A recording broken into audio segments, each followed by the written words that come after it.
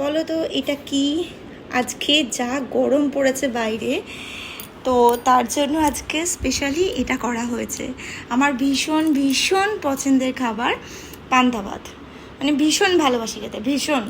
তো ছোটোবেলা থেকে মাকে যখন বলতাম মা টক ভাত খাবো, তখন নাম জানতাম না।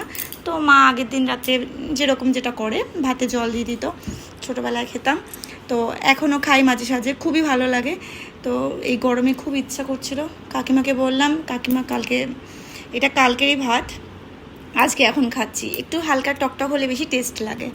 তো তার সাথে দেখো পেঁয়াজি, সাথে ডিম ভাজা, লঙ্কা, তারপরে হচ্ছে পেঁয়াজ, মানে ভীষণ জমে যাবে। মানে আমি ভিডিও কি করব, আমার জিভ থেকে জল পড়ছে, তাও আবার এরকমভাবে কতক্ষণে খাবো। তো তোমরা কে কে এরকম খেতে ভালোবাসো, কে কে এরকম পছন্দ করো জানিও কেমন।